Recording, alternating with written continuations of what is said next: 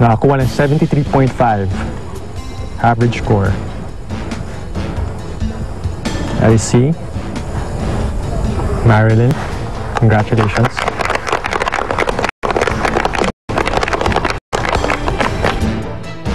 Cooks, pwede na po kayong pumunta doon sa gawing kanan.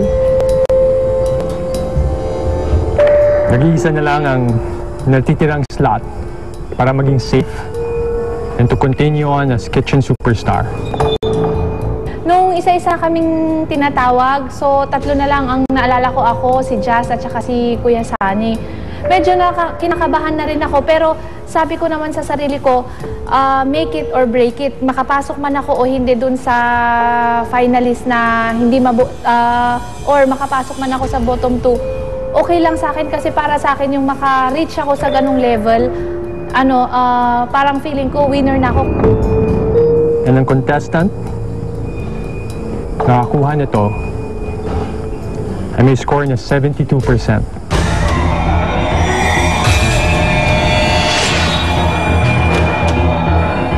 Congratulations.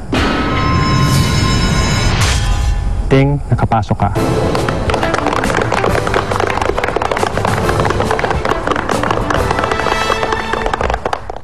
At sa dalawang natitira,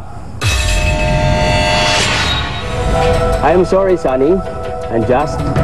Kayo ang haharap sa Masters of the Table mamaya.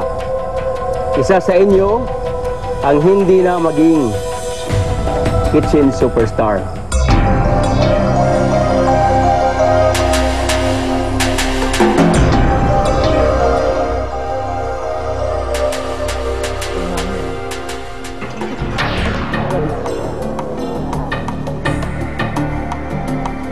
Isa kina Just at Sunny ang mawawalan na ng pag-asang manalo ng 1,000,000 piso at maging kauna-unahang kitchen superstar. Sino kaya ang magtatagumpay? Ang Bicolanong former bodyguard na si Sunny o ang nurse at anak ng Pangasinan na si Just?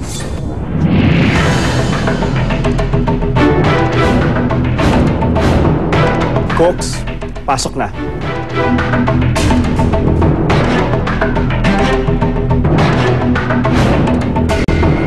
Cooks, maaari nyo nang ilagay ang armas ng kusina.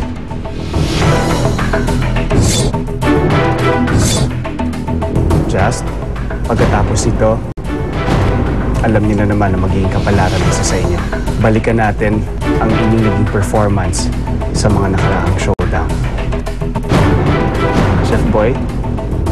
Sunny? Magandang gabi po, Chef. Inamin mo raw noong mga mega showdown na itinapon mo sa lalagyan ng blue tin at tinapay sa mga pinagbabalatan na patatas. Hindi, siya na yan. Siniksik talaga sa loob. Orange. Matik kayo Bakit mo nagawa ito? Ang nangyari po ay hindi ko po sukat akalain. Sapagkat nung oras po na yun, nagbabalad po kami ng patatas para po ihanda doon sa aming ihanda kinabukasan. Nang mga pagkakataon po na yun, napuno na po yung aking lalagyan ng maraming bagay kasi balat nga po ng patatas. Nakakita po ako ng black bag. Nang makita ko po ang black bag, akin po kaagad naisip na ang black bag ay isang basurahan. Kaya po nung aking makita ang black bag, wala po akong dalawang isip na inilagay yun pong balat ng patatas. Just, anong masasabi mo sa pahayag ni Sunny?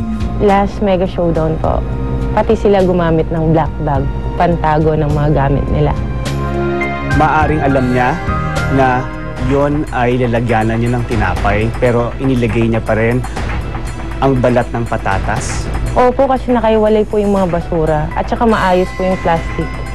Alam niyo, parang may tinago lang yung plastic na pinaglanyan po namin ng mga tinapay. May masasabi ka ba dito, Sunny? Wala po ako intensyong maggawin ang bagay na yun.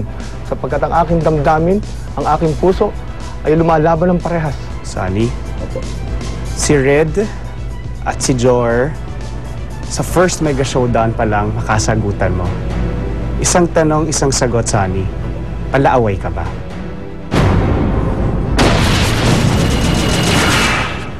Sa tingin mo ba, hindi pa huli ang lahat? Sa aking paglahok dito sa patimpalak na ito, ang akin pong daladala ay katotohanan. Sa NOR 1 Million Sabaw Challenge, napatunay